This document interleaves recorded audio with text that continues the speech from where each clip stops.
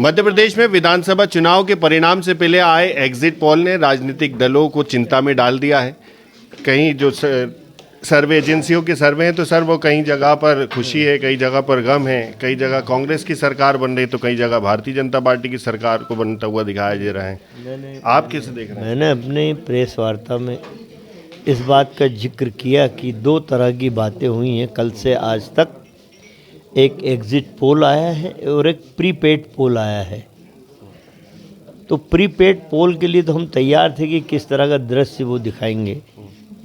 जिस तरह बंगाल, कर्नाटक, हिमाचल में महिमा मंडन बीजेपी का किया था, उन प्रीपेड चैनलों ने, संस्थाओं ने की बहुमत से सरकार बीजेपी की बन रही है।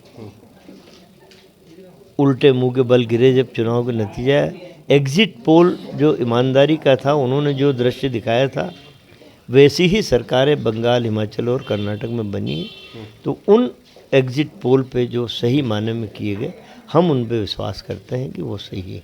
जिनमें कांग्रेस की सरकार को बनता हुआ दिखाया उस पर आप विश्वास करते हैं, जिसमें नहीं बनता हुआ दिखाया उस पर विश्वास नहीं है? इसलिए नहीं करते कि मैंने तो 3 राज्यों का हवाला आपको दिया कि आप उठा के देख लीजिए, तुलना कर दीजिए कि बंगाल के चुनाव में, कर्नाटक और हिमाचल के चुनाव में उन्होंने क्या दिखाया था।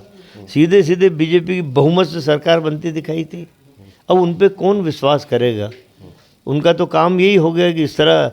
और एक चैनल, वरिष्ठ चैनल के हेड ने तो सर देसाई जी हैं और राहुल कंवर जी हैं, उन्होंने तो जब एग्जिट पोल आया उनका तो उन्होंने स्पष्ट नकारा कि हम इस एग्जिट पोल से सहमत नहीं है। उन्हीं की संस्था का एग्जिट पोल था।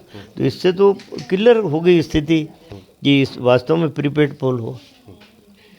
भारतीय जनता पार्टी काफ़ी उत्साहित है। उनका ये मानना है कि जो लाडली बहना योजना है, चाहे मुख्यमंत्री शिवराज सिंह चौहान हो, तमाम जो शिवराज कैबिनेट के मंत्री हैं, वो ये कह रहे हैं कि लाडली बहना योजना ने एक बड़ा गेम चेंजर साबित हुई है। मतलब शिवराज चौहान ये सिद्ध करना चाहते हैं कि इस मध्य प्रदेश की लाडली बहना लालची है।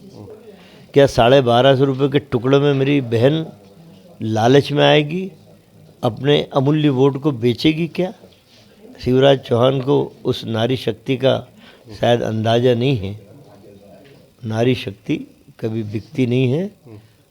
छल कपट उनकी आड़ में राजनीति का शिकार करने की कोशिश की जा रही है।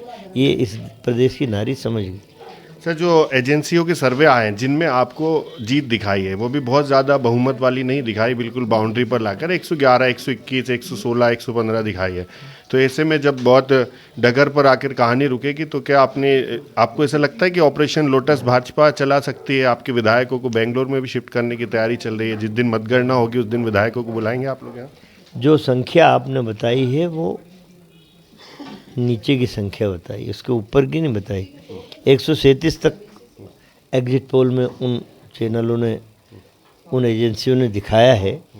मैं समझता हूँ कि 133 दिखाया तो 5 और जोड़ देना चाहिए उसमें कि जनता के सहयोग से हम इतनी सीटें। जिन एजेंसियों के सर्वे पर आप विश्वास कर रहे हैं उनके जो बताया उसके 5 और जोड़ना है। हाँ, 5 और जोड़ना इसलिए पड़ेगा कि मैं तो प्रदेश के तमाम जिलों में घूमा हूँ चुनाव के दरमियान अपनी विधानसभा के साथ साथ।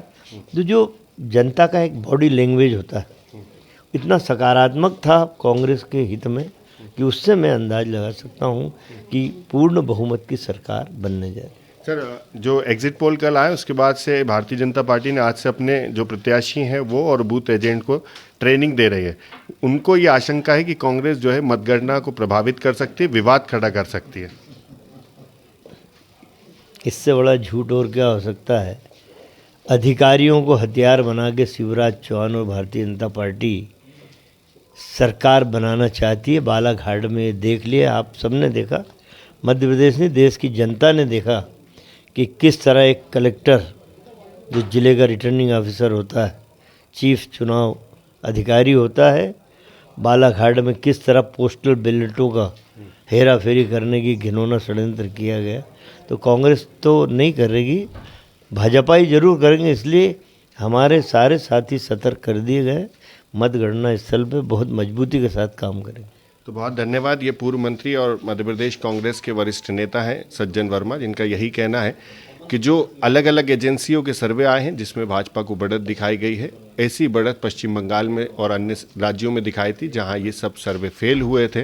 मध्य प्रदेश में बहुमत की कांग्रेस की सरकार बनेगी, लेकिन अब देखना यही होगा कि इनके दावों में कितनी सच्चाई है। ये तो 3 दिसंबर को पता चलेगा जब ईवीएम की पोटली का पिटारा खुलेगा।